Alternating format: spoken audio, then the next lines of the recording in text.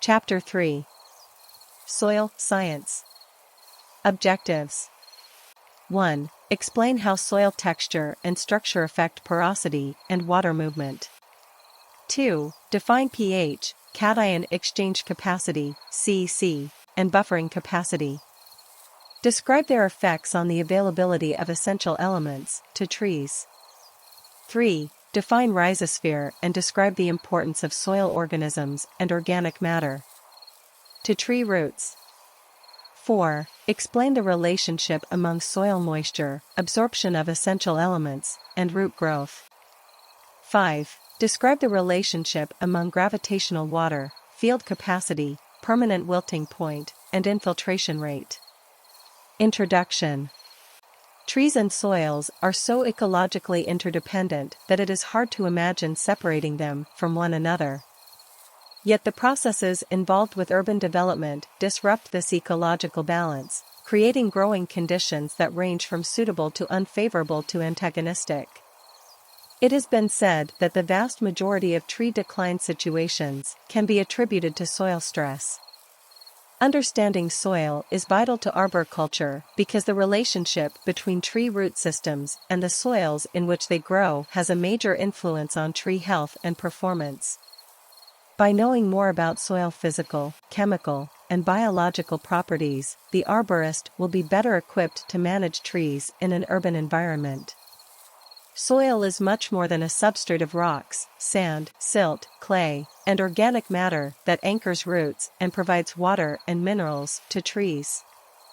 In fact, soil is an ecosystem inhabited by insects, earthworms, nematodes, fungi, bacteria, and other microbes all living together in a delicate balance. A handful of soil can contain tens of millions of living microbes, each with a function in the soil's ecology. The ecology of soils varies with geographic regions, climates, the underlying geology, and the types of plants growing there. The mix of plant and animal microorganisms below a grass lawn may be very different from that found beneath a forest floor. For example, the soil beneath an oak tree, Quercus spp, in an oak forest is different from the soil beneath an oak in a bluegrass, Poa spp, or St. Augustine, Stenotaphyrum secundatum, grass lawn. Physical properties. Native soils are the result of hundreds to millions of years of biological, chemical, and physical whether ing of parent material, or underlying bedrock. Soils are usually determined by the geology of the soil parent material. Some soils develop from weathered rock and others from sediment deposited along waterways. The nature of the parent materials is an important factor that affects soil characteristics. By volume, ideal soils are composed of 45% mineral solids, sand, silt, and clay, that originate from the parent material, 50% pore space, filled with air or water, and 5% organic matter and organisms. Over time, soils develop horizontal layers below the surface called horizons, due to rainfall, leaching, heating and cooling, chemical reactions, biological activities, and accumulation of different elements and materials. Horizons are visible layers of soil oriented parallel to the soil surface. The nature, arrangement, depth, and number of horizons vary with different soils. Together, they form the soil profile. And sometimes the horizon contains most of the fine absorbing roots of trees and is very biologically active. Although it is primarily composed of inorganic material, sand, silt, and/or clay, the horizon is normally rich in organic matter, which gives this horizon its characteristic dark color. The horizon, when it exists, is found below the horizon. It lacks the organic matter found in the horizon and is lighter in color.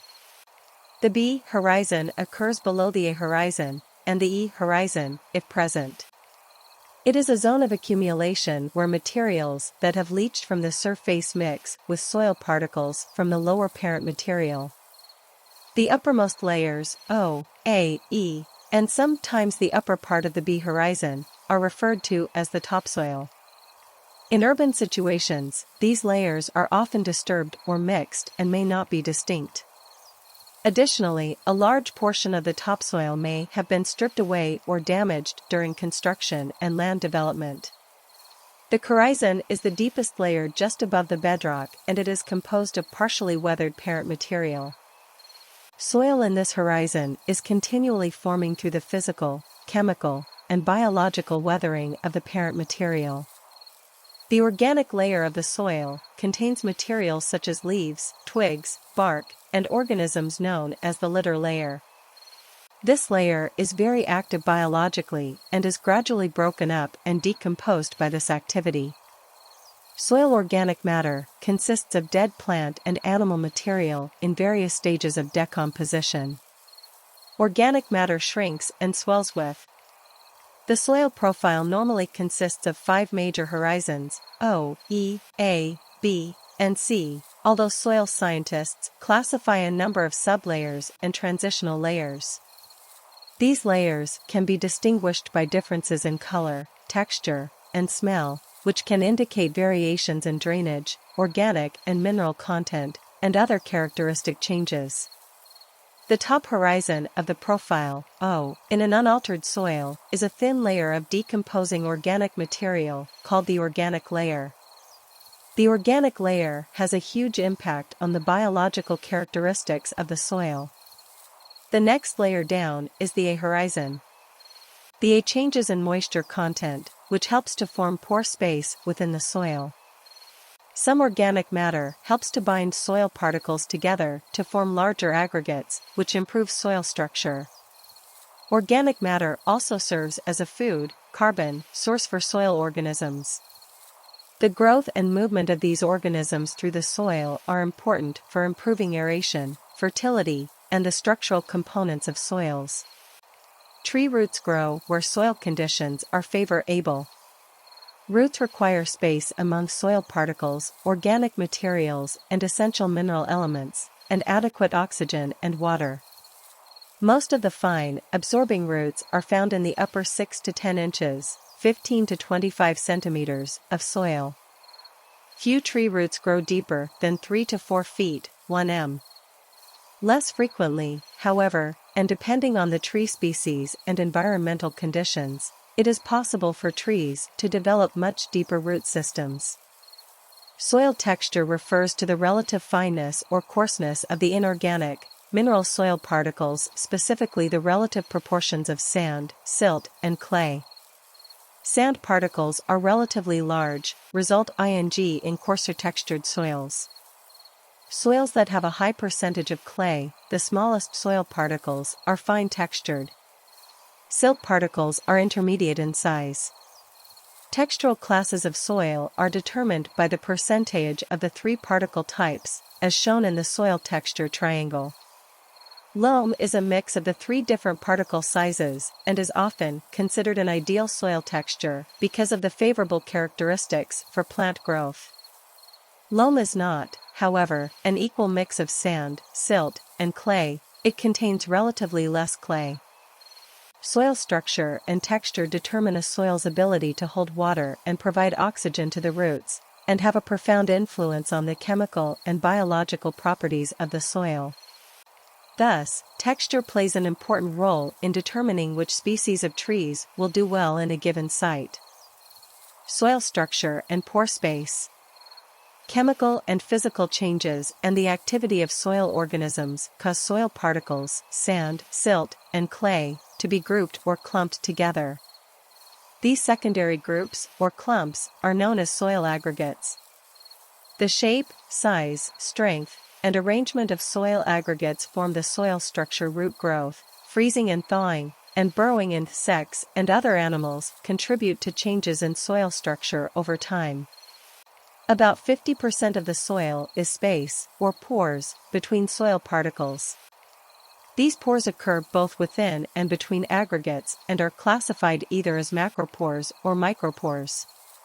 As the terms imply, macropores are relatively large spaces, mainly between aggregates, while micropores are relatively small spaces, mainly between soil particles.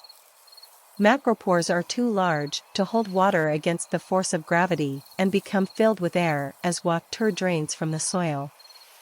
Micropores retain water and are the source of available water to plants between rainfalls. The size and shape of soil aggregates determine the amount of macropore and micropore space in a soil. Soil texture influences pore space as well, with coarse soils, sands, being dominated by macropores, and fine soils, clays, having a higher percentage of micropores. For trees and other plants, it is best to have a balance between macropore and micropore space. A well-structured soil has sufficient macropore space for air movement, aeration, and micropore space for water retention. Soils with pore structure have a limited capacity to meet the air and water needs of plants. The size and shape of soil aggregates are also important in water and air availability to tree roots. Soil structure modifies the influence of texture on pore space and drainage. For example, a well-aggregated structure facilitates aeration and water movement.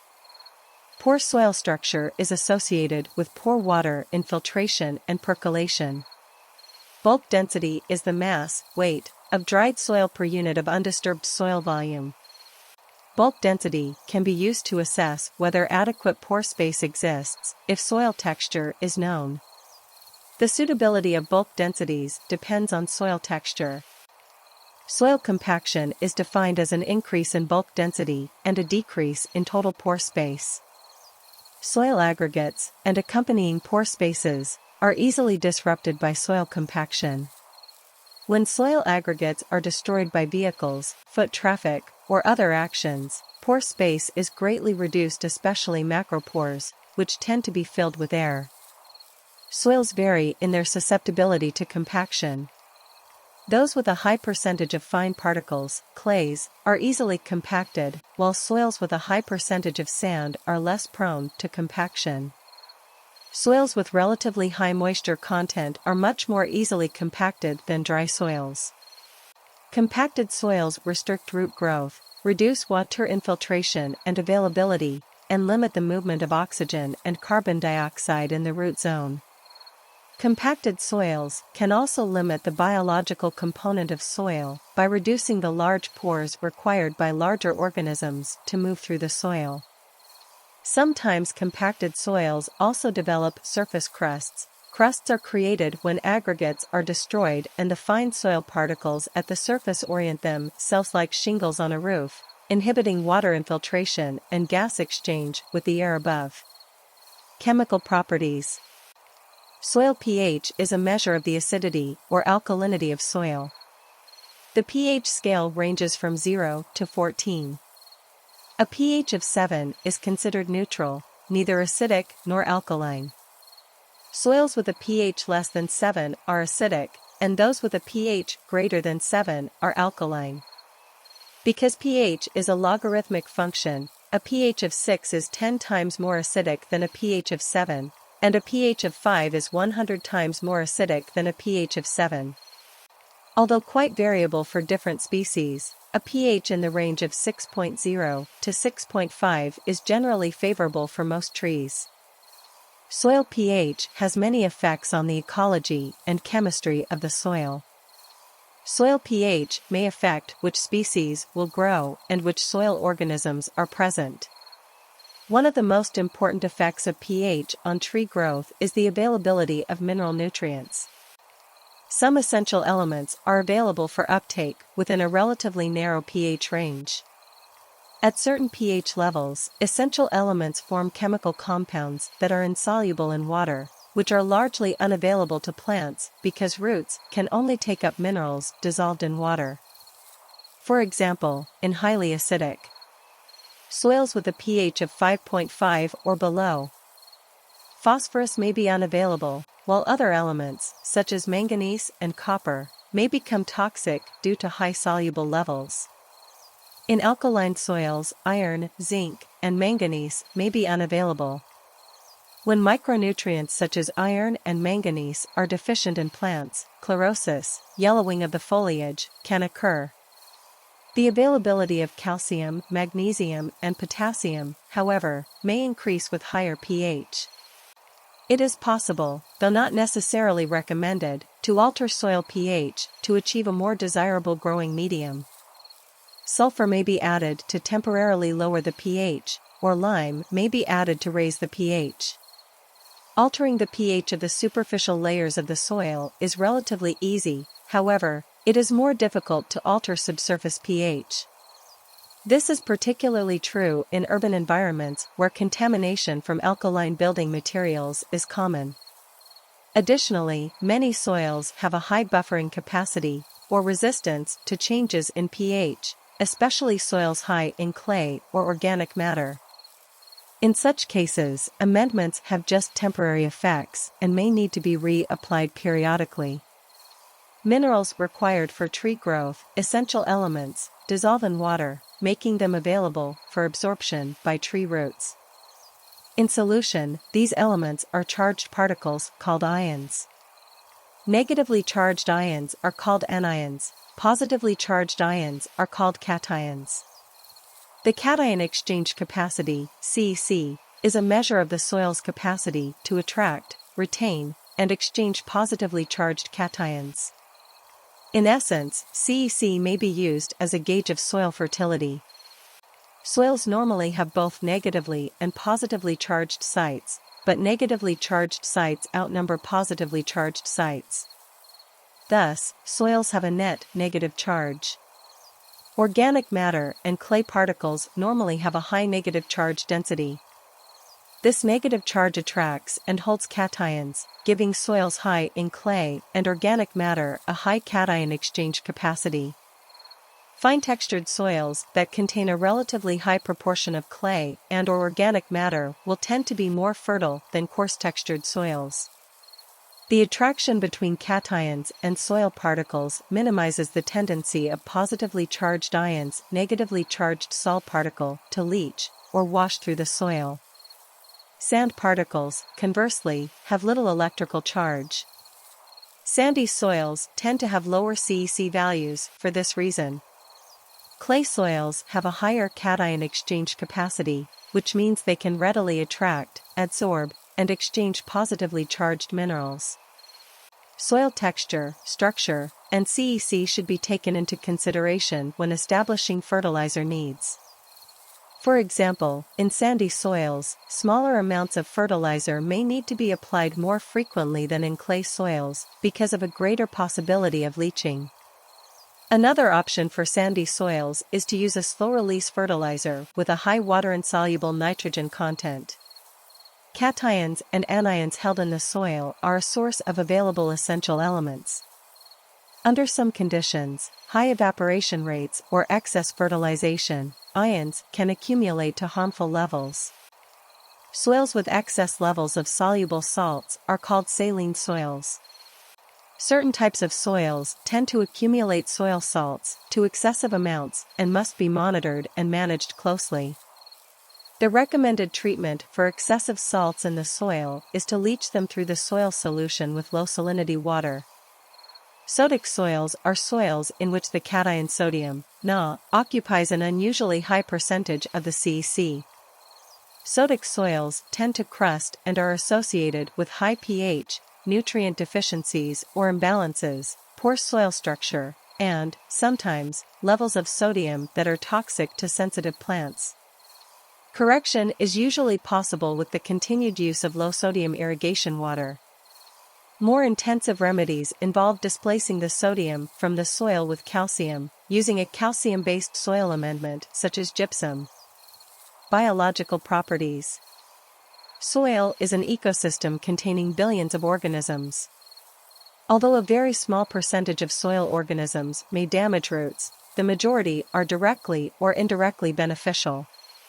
Insects, mites, millipedes, earthworms, fungi, and bacteria all inhabit the soil and litter layer and play a role in developing and maintaining soil structure, organic matter decomposition, and nutrient mineralization. In addition to small mammals, insects, and worms, other organisms found in the soil ecosystem include bacteria, fungi, and other microorganisms. Most of these are an essential part of the balance of life, helping to decompose organic matter or aid in nutrient uptake. Very few cause diseases in plants. The diversity of organisms living, moving, and interacting in the soil is often referred to as the soil food web. A healthy, diverse soil food web is a critical component to the health of the overall ecosystem, including the trees. The rhizosphere is the microzone of intense biological activity surrounding actively elongating roots. As roots extend through the soil, the root caps and external layers are sloughed off, and sugar and other materials, exudates, from the roots are released into the soil. This is a source of organic matter on which microorganisms feed. The rhizosphere is an altered environment within the soil where many organisms flourish. Chemical properties within the rhizosphere can be very different from the surrounding soil. For example, pH can be 1 or 2 units higher or lower in the rhizosphere compared with the bulk soil pH, and can make more ions available for uptake. Mycorrhizae, literally meaning fungus roots, are specialized root structures created when mycorrhizal fungi infect roots of a suitable host plant. Most plants have associated mycorrhizae. Mycorrhizal fungi live in a symbiotic relationship with the roots. This means that the fungi and roots both benefit from the relationship. The roots provide a place for the fungi to live and provide food, sugar. The fungi increase the capacity of roots to absorb water and essential elements, especially phosphorus, to protect against certain disease-causing fungi, and help the tree survive stressful conditions. Another type of symbiotic relationship exists with plants in the legume family, beans and peas, and certain species of bacteria. The bacteria form colonies in nodules on the roots and fix, or convert, nitrogen from the air into forms that can be used by the plants. Examples of leguminous trees, mostly pod-producing, include redbud, cercis, honey locust, gladitsia, and many species that grow in arid climates. Nutrient cycling is especially important in natural plant systems.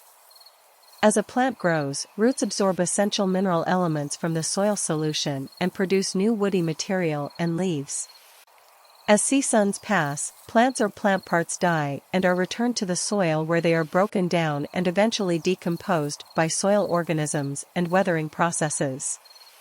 Decomposition releases the nutrients that were bound in the organic material back into the soil, where they become available once again to plant roots. Actinomycetes are a type of bacteria that can be symbiotic with some species and play a critical role in the decomposition of organic matter to form humus. It is said that these bacteria are responsible for the earthy smell of a rich, healthy soil. The bodies of soil microorganisms serve as a storage bank for plant nutrients. Even though the nutrients are unavailable to plants while the organisms are alive, as the organisms feed on each other and excrete, nutrients are constantly being released back into the soil for plant uptake. The process in which organically bound plant nutrients are converted into inorganic, plant-available forms is called mineralization. This storage bank also reduces the loss of nutrients that would otherwise be leached through the soil. Soil, moisture, and plant growth. Soil and water exist in a dynamic equilibrium that makes it almost impossible to discuss one without mentioning the other. The physical, chemical, and biological properties of soil are all influenced by soil moisture. Arborists must understand this relationship to conduct an effective water management program that will improve and/or maintain tree health. The volume and size of soil pores and the total surface area of the particles determine the amount of water that a soil can hold. Soils with a large percentage of micropores have a high water-holding capacity. Conversely, a soil with a greater amount of macropore space than micropore space has a lower water-holding capacity. For example, clay soils have a high water-holding capacity because pore space is dominated by micropores, while sandy soils with low micropore space have a lower water-holding capacity. Water that drains from the macropores under the force of gravity is called gravitational water. A soil is said to be at field capacity immediately after gravitational water has drained away. Water that remains is held in the micropores and is called capillary water. Once a soil is at field capacity, water is classified as being available or unavailable. Available water can be absorbed by plant roots, while unavailable water is held so tightly within small pores that it can't be removed by plant roots. When available water is depleted, plants may experience water stress, and wilting of leaves may occur. The addition of water to the soil within the root zone reverses these effects. When water stress is prolonged and severe, however, trees may reach a point where they cannot recover. This point is called the permanent wilting point. Tree roots need both air and water in order to function and grow.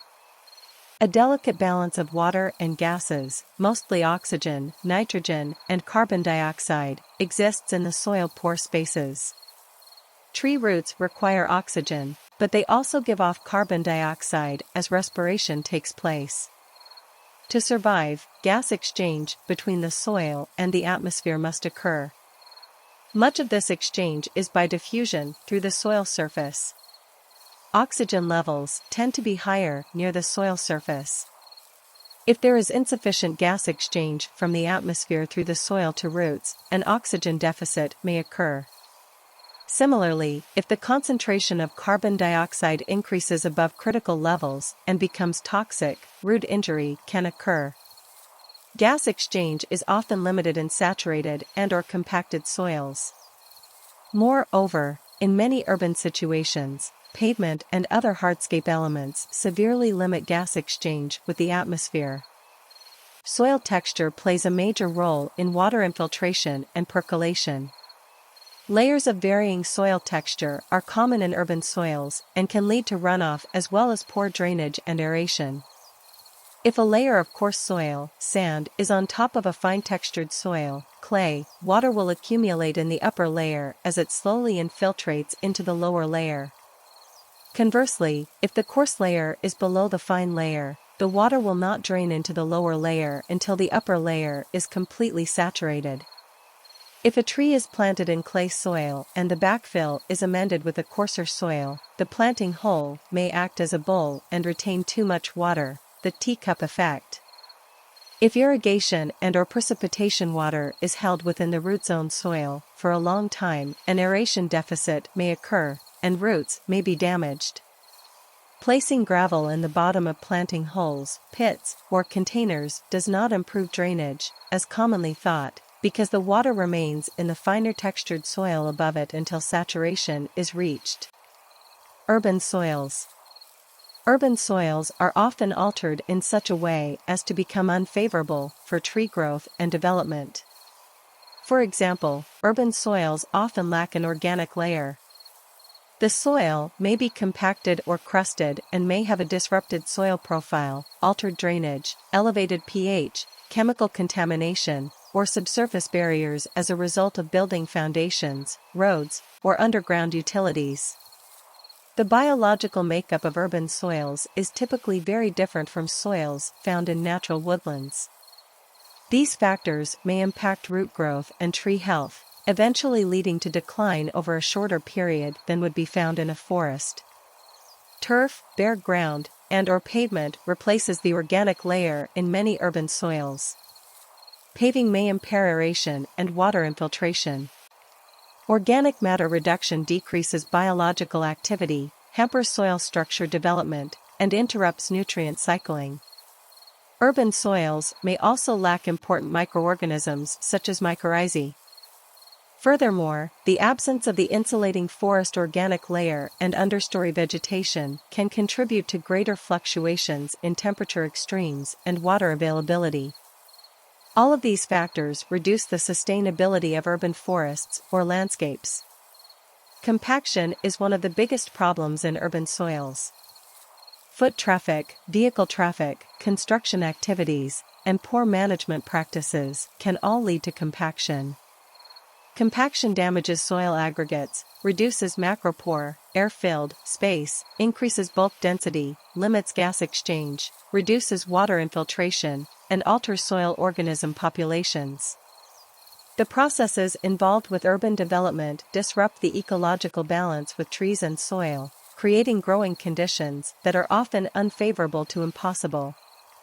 A large percentage of tree decline situations can be attributed to soil stress. Trees are living organisms that depend on soil to meet their water and nutrient demands. Nutrient availability depends largely on soil chemistry and biological activity, both of which may be greatly altered in an urban environment.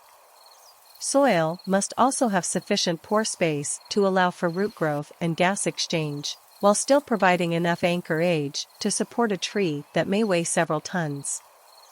Structural soils and soil cells. Urban development processes, especially severe compaction of the soil to meet load-bearing requirements, are typically in direct conflict with the needs of trees. Landscape architects have worked with urban planners and arborists to find ways to improve the rooting environment of city trees while maintaining the compression requirements of urban pavements and streets. Structural soils are designed soils that can be compacted to meet engineering requirements and still allow root growth and development. Ranging from sand mixes to aggregates of gravel, clay loam, and hydrogels, used as a stabilizing agent, structural soils are designed to create a load-bearing surface with sufficient pore space to support root growth and establishment of trees. Although research and development continues, some great success stories using structural soils have been reported in cities around the world, and the technology shows promise. But the use of structural soils is not without some concerns and limited tie-ins. First, proper handling and mixing is critical to achieving the desired mix when placed in the root zone. Second, the expense can be significant and must be incorporated into the budget for the project. If gravel is used, the type is important because it can impact the pH as well as the load support provided by the structural soil. And, because the amount of soil is limited, the ultimate growth of the trees may also be limited. Another approach to providing adequate root space under urban pavement is to create a suspended sidewalk using structural cells. The concept is to build a three-dimensional grid of cell-like modular units that can be filled with soil to support root growth and development. The cells incorporate a top deck, which is covered with geotextile fabric, and an aggregate base course below the paving. The deck supports the load of vehicles and pedestrians and transfers it into the support grid rather than the soil. Research with different soil types and various adjacent configurations continues, but collaborative tie-in with engineers and urban planners is showing promising results. Soil improvement. Although it is possible to correct or improve a number of poor soil conditions associated with urban sites, some are more easily remedied than others. For instance, drainage can be improved, and compaction reduced, but these steps are most easily accomplished on sites where trees have not yet been planted. In contrast, addition of organic matter and correction of nutrient deficiencies are feasible even around established trees. Poor drainage is a common problem in urban soils. Options to correct this problem depend both on the nature of the drainage problem and whether the goal is to correct problems prior to planting or around established trees. In many cases, poor drainage is caused by soil compaction during construct tie-in. In the absence of established trees, pipes, or other underground utilities, tillage with a rototiller, subsoiler, or disc harrow can improve these conditions if the compaction is not too deep. In small areas, such as landscape islands, a backhoe and/or auger may be used to dig, lift, and replace the soil. In other instances, poor drainage is the result of surface and subsurface flow collecting at the base of slopes. If that's the case, installation of a French drain that intercepts flow and diverts it away from the area may help. Where drainage problems are southeast veer, tile drains can be installed under the poorly drained area. Attention must be paid to drainage between improved upper soil levels and subsurface layers, which may be compacted. Compaction of the soil is also a leading cause of tree decline in urban areas. Compaction problems are best managed by avoidance, which includes protecting future planting sites during construction and controlling foot and vehicular traffic around established trees. Once a soil is compacted, it is difficult to correct. Compaction problems around established trees can be improved using an air excavation device that breaks up soil while leaving the tree root system more or less intact. With this device, organic matter can be incorporated into the soil to further improve soil conditions and extend decompaction effects. Amending soil with organic matter can provide multiple benefits, such as improved water infiltration, increased water holding capacity, improved accretion, and enhanced cation exchange capacity. Additionally, the activity of soil organisms responsible for creating and maintaining soil structure is increased by organic additions. Organic amendments should be well composted, black or dark brown in color, and have an organic odor. The most common non-organic amendments are composted materials of various types. Incorporating organic matter is relatively inexpensive and easy to do. Generally, the organic matter is incorporated into the soil at a rate of 15 to 20% or less by volume. Incorporation must be carefully done around established trees to avoid excessive damage to roots.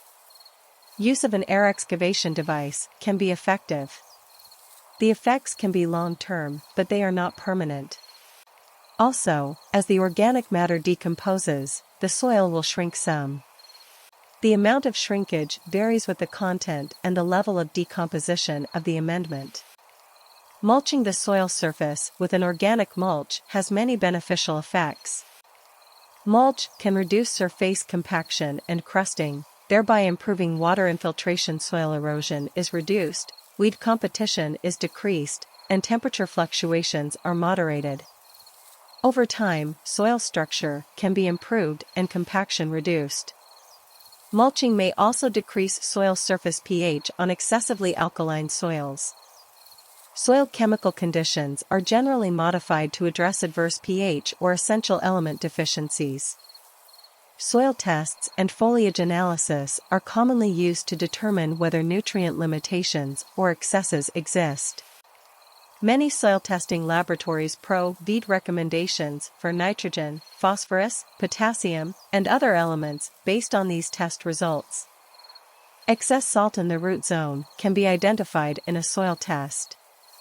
If detected, high salt levels can often be corrected by flushing with water. Similarly, soil can be tested for excess sodium. If sodium occupies more than 15% of the potential cation exchange sites, gypsum can be added to the soil. An issue that is often discussed in relation to soil modifications is the sustainability of any beneficial effects. Unfortunately, little long-term data are available to guide recommendations, and various site-specific conditions will affect both the duration and amount of benefit gained with soil amendments. Some modifications can be considered long-lasting, provided that the soil is protected and good management practices are instituted. The costs for these improvements vary and must be weighed against the benefits before deciding what actions to take. Soil improvement limitations and costs vary from site to site. Certainly, there are more options on a new development site than a site with mature, established trees. The smaller the volume of the soil in question, the less expensive any modifications will be. In limited cases, soil replacement might be an option, and the soil mix, texture, organic matter, pH, etc., can be specified. More often, however, working with the existing soil is the only option.